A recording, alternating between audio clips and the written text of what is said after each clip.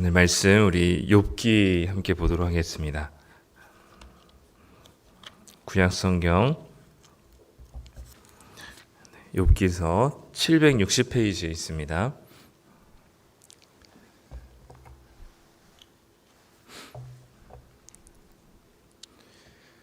욥기 1장 1절부터 12절까지 말씀입니다. 구약성경 760페이지입니다.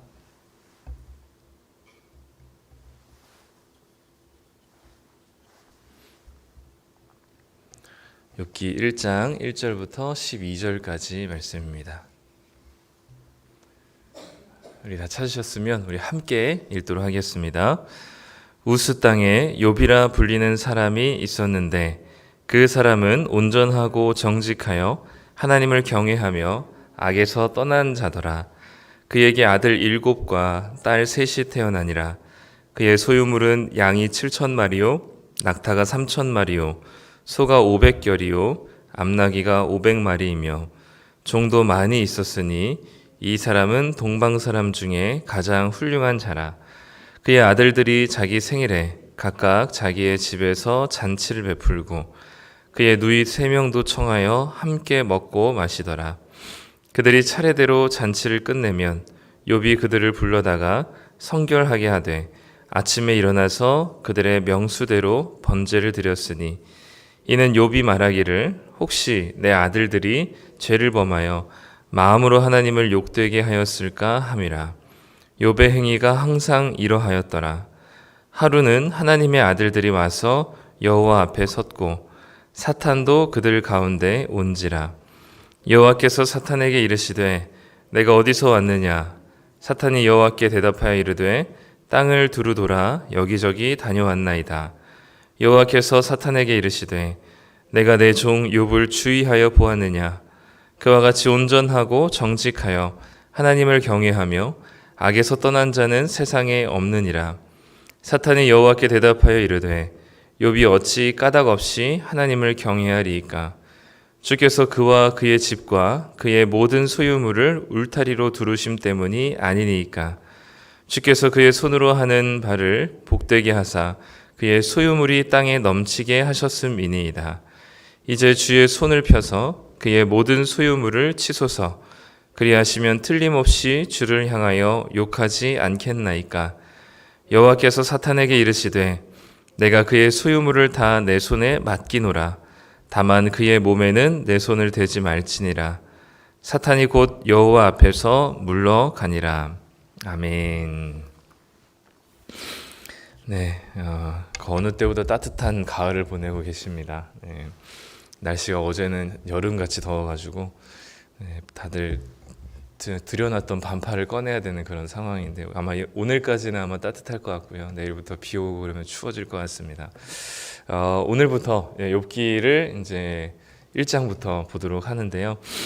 지금 이제 이 그 새벽기도 본문은 그 매일 성경이라고 하는 이제 큐티 본문을 따라서 하고 있습니다. 그래서 막 열왕기상 갔다가 오바댜 갔다가 이제 욥기를 왔는데 욥기는 아마 이제 끝장까지 아마 2달에 걸쳐서 하게 될 것 같아요. 그래서 오늘 이제 1장 1절부터 12절을 함께 보는데 사실 욥기가 42장까지 굉장히 길게 있고 그리고 우리가 좀 재밌어하는 이야기거리들은 사실 앞에 짧게 한두 장이랑 뒤에 이제 짧게 회복되고 난 뒤에 이제 모습 정도는 우리가 좀 이제 재밌게 보는데 그 사이에 알 수 없는 여러 가지 욥과 욥의 친구들의 대화들이 이제 좀 많이 담겨 있습니다. 그래서 좀 지루하다라고 느껴질 수도 있는 본문이긴 하지만 욥기 전체를 이해할 때는 오늘 우리가 읽는 1장과 2장에서 사실 욥기 전체 주제가 다 드러나고 있습니다.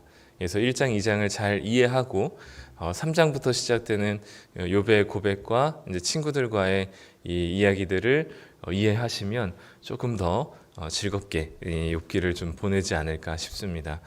욥기의 주제라고 한다면 이제 이 아무 이유 없이 고통당하는 이 욥기의 모습을 보면서 우리가 이제 너무 쉽게 정죄하고 있는 친구들의 모습, 그러나 이제 욥은 그렇지 않다라고 이제 항변하고 있는 모습, 그래서 이제 욥기의 주제 중에 우리가 좀 많이 이해할 수 있는 바는 이게 고통 중에 있는 누군가의 그런 이유와 원인을 찾지 말고 그냥 옆에서 함께 같이 그 고통과 그 어려움 중에 있는 친구의 옆을 함께 지켜주고 공감하고 그리고 같이 있어주는 게 이제 좋은 거다라고 이제 욥기의 주제 중에 하나로 얘기할 수 있는데 이 욥기의 주제가 좀 더 명확한 주제로는 사실 이제 이 구약이 지금 창세기부터 이제 쭉 이 오기까지 계속해서 뭘 얘기하고 있냐면 특히 이제 욥기서라는 게 이제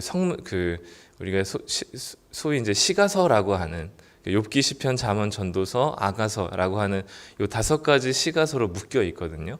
그러니까 이제 이 42장 중에 한 40장 정도가 이게 그런 이 운문의 형태로 시의 형태로 이렇게 욥과 친구들이 고백하고 있는데 이 시가서 안에서의 내용이 전체적인 내용이 뭐냐면 하나님을 경외하는 자에게 하나님을 경외하고 순종하는 자에게 하나님께서 마땅한 복을 주신다라는 게 잠언을 필두로 한 시가서의 이야기입니다. 그래서 만약에 누군가가 병에 걸리거나 그리고 안 좋은 고통 중에 있다면 그 사람은 반드시 불순종하거나 하나님을 경외하지 않음으로 나타난 결과로서 이해하게 만드는 게 당시 일반적인 사고 방식이었고 또 시가서 안에 나타난 어떤 한 큰 틀이었습니다. 근데 욥기에서는 그 틀이 깨지는 장면을 보는 거죠. 그러니까 어떤 현상에는 그리고 고통에는 분명한 원인과 까닭이 있지만 모든 일에 반드시 그런 원인과 까닭이 있는 것은 아니다라는 것을 보여주는 게 욥기의 모습입니다. 그러니까 하나님께서 이 땅을 다스리시고 운행하시고 그래서 이 창조 세계에서 벌어지는 모든 것을 어떤 원인과 결과라는 인과응보라는 하나의 원리로만 설명할 수 없는 것이 하나님의 다스리심이시고 하나님의 우리가 이해할 수 없는 인간이 이해할 수 없는 하나님의 통치 영역이다라는 것을 욥기에서 보여주는 것이죠. 그래서 인간은 하나님의 이 복잡 오묘한 섭리를 다 알 수 없기 때문에 겸손하게 하나님을 신뢰하는 것이 마땅하다라는 게 이 욥기의 전체 주제입니다. 그래서 이 욥이 계속해서 나는 이런 고통을 당할 만한 고난을 당할 만한 잘못한 일을 저지른 적이 없다라고 항변하고 친구들은 그래도 너가 무언가 잘못했기 때문에 지금 이런 일들이 너한테 닥쳐진 것이다 라고 얘기하는 그 공방이 계속되고요. 나중에는 하나님께서 등장하심으로 욥이 자신의 이런 교만함을 회개하며 하나님께 엎드리는 장면을 보게 되는데 이런 뭔가 일련에 이어지지 않는 것 같은 구성 그리고 하나님의 등장으로 인해서 모든 게 정리되는 이 모습들이 잘 이해가 되지 않지만 크게 보면 이 땅에서는 인과응보의 원리가 기본적인 틀이고 원칙이긴 하지만 모든 것을 그것으로 설명할 수 없는 하나님의 특별한 섭리와 다스리심이 있다. 그렇기 때문에 우리가 하나님의 그 다스리심, 하나님의 그 지혜를 다 알 수 없기 때문에 우리가 하나님 앞에서 겸손하게 하나님을 신뢰하라라는 게 사실 욥기의 더 큰 주제입니다. 물론 누군가 고통 중에 있을 때 정죄하고 비난하고 원인을 찾기보다는 같이 슬퍼하고 함께 고통에 공감하라라는 것도 주제일 수 있겠지만 조금 더 넓게 보자면 까닭 없는 고통도 있고 그래서 하나님의 다스리심의 방식을 우리가 한 가지로 다 설명할 수 없다라는 게 이제 욥기의 주제인 것이죠. 오늘 그래서 그 모습이 오늘 1장에서부터 잘 나오는데 1장 1절부터 5절까지는 먼저 욥이 얼마나 의로운 사람인지를 보여줍니다. 그래서 1절에서도 보면 욥은 온전하고 정직하고 하나님을 경외하고 악에서 떠난 사람이다라고 얘기하면서 그 구체적인 예를 하나 보여주는데 그게 자녀들이 이제 무언가 잔치를 하고 파티를 했을 때 그때 이들의 죄를 혹시나 지었을 가능성 때문에 그러니까 죄를 아직 지은 게 아니지만 자녀들이 혹여나 그런 잔치 속에서 죄를 지었을까 봐 그 지을 가능성마저도 이 욥이 번제를 드림으로 그것을 차단하고 있는 모습을 보여줘요. 그러니까 이 욥이 얼마나 이 하나님 앞에 의롭게 살기 위해서 그리고 얼마나 깨끗하고 온전하게 죄는 모양이라도 버리기 위해서 애를 쓰고 있는지를 보여주는 거죠.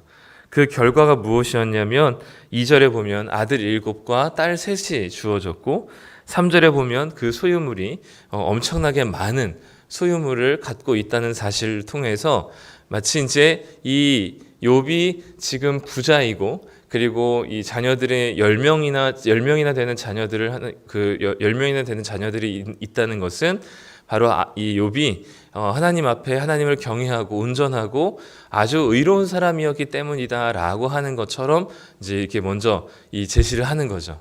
이게 근데 이 구조가 이런 모습이 사실 잠언에도 그렇게 나오고요. 하나님을 경외하는 지혜가 있는 자에게 하나님께서 복을 주시는 또 하나님께서 채워주시는 그런 구조, 인과응보죠. 내가 열심히 하나님께 충성하고 하나님을 경외했더니 하나님께서 이러한 복을 주셨다라는 그런 인과응보적인 논리를 1장 1절부터 5절까지는 설명해 주고 있습니다.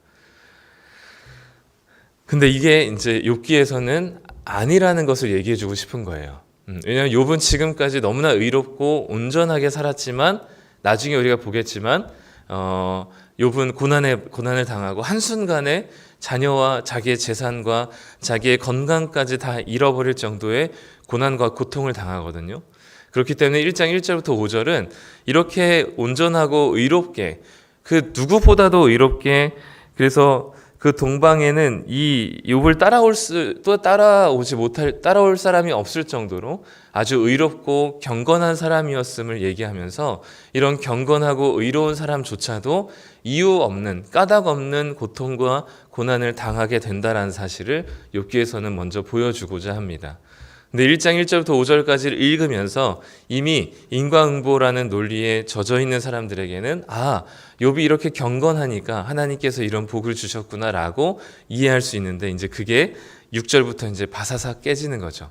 6절에 보면 이제는 이 하늘에서 일어난 이야기들을 다루고 있습니다. 물론 이 이야기는 뭐 악의 기원을 설명하거나 하나님과 사탄의 뭔가 뭐 이렇게 뭔가 내기로 한 인간의 고통을 그냥 이렇게 하나님의 섣부른 판단으로 이 욥을 고통 중에 있게 하는 뭐 그런 여러 가지 좀 다양한 이야기로 해석될 수 있지만 우리가 아까도 얘기했지만 큰 주제로 생각해 본다면 여기서 사탄은 사실 여기서 잠깐 등장할 뿐 42장 내내 거의 한 번도 등장하지 않습니다.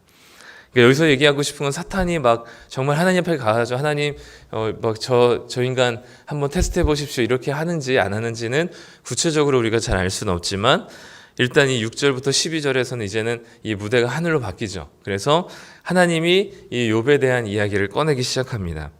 그러자 사탄이 그렇게 얘기를 하죠. 9절인데요. 9절에 사탄이 여호와께 대답하여 이르되 욥이 어찌 까닭 없이 하나님을 경외하리이까. 여기서도 사탄의 논리가 뭐냐면 어떻게 이유 없는 순종이 있을 수 있습니까? 어떻게 까닭 없는 신앙이 가능합니까? 어떻게 값이 없는 헌신이 가능할까요? 하나님께서 그 욥에게 하고자 하는 일들을 그 손에 행하는 일들을 하나님께서 다 축복해 주셔서 넉넉한 소유와 다 그 일들이 잘 성공적으로 잘 인생이 풀렸기 때문에 하나님을 경외하는 것이지 어떻게 이유 없는 순종이 그리고 까닭 없는 신앙이 가능하겠습니까? 라는 게 사탄의 논리이고 이 사탄의 논리, 인과응보의 논리는 곧 이후에 끌고 갈 친구들의 논리이기도 합니다. 그러니까 너가 죄를 지었으니까 당연히 벌을 받는 거지 어떻게 그냥 하나님께서 벌을 내리실 수가 있을까?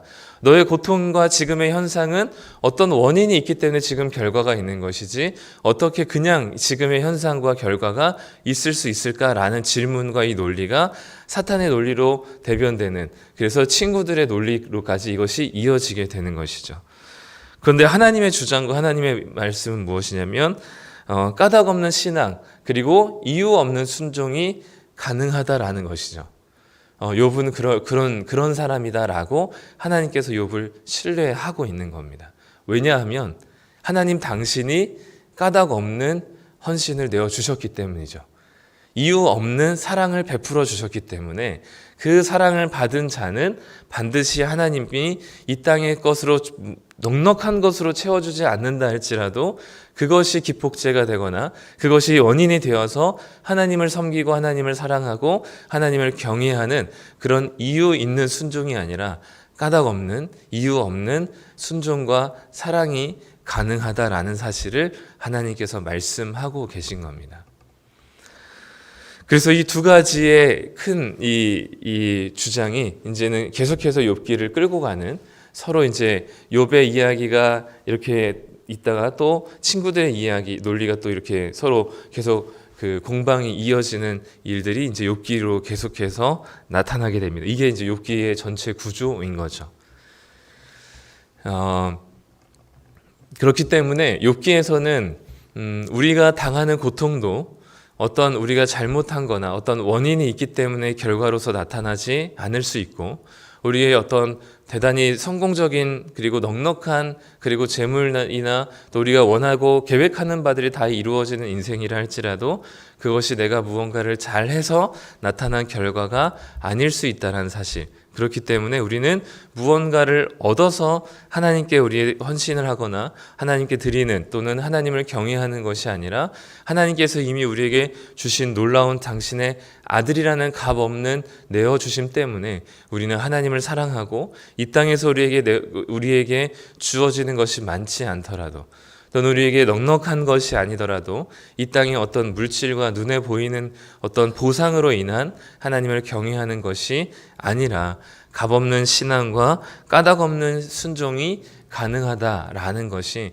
바로 하나님 자체에 있기 때문에, 그래서 하나님의 이 땅을 다스리시고 한 인생을 만들어 가시는 과정은 우리가 생각하는 것처럼 어떻게 딱 하나의 원리와 수학 공식과 같이 한 가지로 설명할 수 없는 복잡하고 오묘한 하나님의 다스리심이 있기에 우리에게 나타난 인생의 여러 가지 굴곡과 어려움과 혹은 또 넉넉함들이 있다면 그것이 우리에게 이 어떤 우리의 잘남이나 또는 우리의 이 잘못으로 인한 결과가 아님을 다시 한번 확인하면서, 그래서 우리에게 나타난 여러 가지 삶의 현상들 속에 겸손하게 하나님을 신뢰하는 것. 그래서 나중에 보겠지만 하나님께서 등장했을 때 욥한테 하시는 이야기가 뭐냐면, 내가 이 땅을 만들었을 때 너가 있었느냐 보았느냐라고 얘기합니다. 그러니까 우리는 그 시작에 그 우리의 출생조차 우리는 기억하지 못할 정도로 우리는 아주 하나님의 그 지혜롭고 탁월하심에 비하면 너무나 미천하고 부족한 존재인 거죠. 그런 인생이 어떻게 하나님의 다스리심을, 하나님의 지혜와 섭리를 다 이해하고 한 가지 원리로 한 인생에게 그것을 모두 다 적용할 수 있을까요? 그게 그렇기 때문에 나중에 욥이 하나님께 무릎 꿇고 회개하는 이유는 자기의 인생에 하나님께서 다스리시고 운행하시는 방식이 얼마나 복잡하고 우리가 다 설명하고 다 이해할 수 없는지를 깨닫는 욥의 고백인 것이죠. 그렇기 때문에 우리도 우리 삶에 일어난 여러 가지 상황들 속에 우리가 그것의 원인과 마땅한 그것이 결과라고 우리가 확정하고 그것을 이해하기보다는 하나님께서 다스려 가시는 과정들이 얼마나 아름답고 오묘한지를 깨닫고 하나님 앞에 겸손하게 하나님을 신뢰하고 주님의 선하시고 그리고 인자하신 하나님의 다스리심과 우리를 돌보시는 그 하나님의 손길들을 우리가 믿고 그저 이 상황 속에서 하나님을 신뢰하는 것이 욥의 이 고백과 같이 우리가 가져야 될 태도라고 여겨지고요. 내 삶뿐만 아니라 다른 이의 누군가의 삶에 고통과 어려움들이 찾아왔을 때에도 그것이 반드시 어떤 죄로 인한 것일 수도 있습니다. 그러나 우리는 그것을 다 알지 못하기 때문에 그것을 그런 식으로만 적용해서 다른 사람을 정죄하고 비난하거나 또는 그 사람에게 가서 너 이런 것들을 잘못했으니 그것들 좀 고치라고 주제넘게 하나님의 다스리심을 뛰어넘어서 우리가 그렇게 조언하고 충고하기보다는 그 고통 중에 있는 자들과 함께 있으며 하나님을 신뢰하고 하나님의 다스리심의 그 다양함들을 우리가 이해하고 위해서 기도하는 것이 바로 우리가 취해야 될 태도인 것이죠. 욥기 안에서는 이 두 가지의 큰 대주제가 계속해서 이제 싸움을 일으키게 됩니다. 그래서 이 욥기의 전체 주제를 이해하시면서 1장과 2장 그리고 앞으로 계속 진행되는 이야기들을 함께 살펴보시면 너무나 욥기가 얼마나 큰 복음인지를 깨닫게 되고요. 하나님의 그 값없는 내어주심의 그 은혜가 얼마나 큰 것인지를 좀 발견할 수 있으리라 믿습니다. 하나님께서 먼저 우리에게 까닭없는 사랑을 베푸셨기에 우리도 하나님께 까닭없는 순종을 할 수 있습니다. 그분의 그 값없는 은혜를 우리가 다시 한번 기억하며 하나님의 이 운행하시고 다스리심 앞에 겸손하게 하나님을 신뢰하시는 우리 성도님들 되시기를 간절히 소망합니다. 기도하겠습니다. 하나님 감사합니다. 오늘 6개의 말씀을 통해서 사탄이 주장하고 또 하나님이 말씀하고 이바자 하시는 것이 무엇인지를 살펴봅니다. 이 욥의 부자가 된 이유도 또 욥이 또 이렇게 하나님을 경외하는 이유도 다 원인이 있고 그래서 이런 결과가 있다는 사실을 사탄이 주장합니다. 이 뿌린 대로 거둔다는 것도 원인이 있으면 결과가 있다는 이 큰 틀이 물론 우리에게 적용되는 것은 맞지만 모든 사람에게 또 모든 상황에게 이 논리와 이 구조가 또 적용되는 것은 아님을 다시 한번 믿고 하나님께서 말씀하시고자 하는 그 욥기 안에서의 이 하나님의 메시지가 까닭없는 순종과 또 이유 없는 사랑이 있음을 또 하나님의 이 사랑을 통하여서 또 욥의 고백을 통하여서 깨달을 수 있도록 주님 붙들어 주시옵소서. 그래서 우리를 향한 그 하나님 아버지의 그 다함 없는 사랑과 은혜가 얼마나 크고 아름다운지 그 사랑과 은혜를 받은 자로서 우리에게서 우리의 삶도 까닭없는 순종과 까닭없는 고통이 있음을 깨닫고 우리가 하나님을 더 신뢰하며 주님의 그 지혜와 다스리심 앞에 우리가 겸손하게 엎드리는 자 될 수 있도록 주님 붙들어 주시옵소서.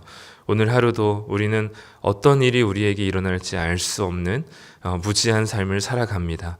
지혜로우신 하나님께서 우리와 함께하여 주셔서 이 어려운 중에 또 고통 중에 있다면 하나님을 믿고 신뢰함으로 여전히 지금은 어렵지만 선하고 인자하신 하나님께서 가장 좋은 것을 베푸시고 가장 안전한 길로 우리를 인도하신다는 사실을 우리가 믿음으로 그 하나님의 다스리심을 신뢰할 수 있는 자 되게 하여 주시옵소서. 오늘도 우리의 삶을 주님께 의탁드리며 예수님의 이름으로 기도드립니다. 아멘.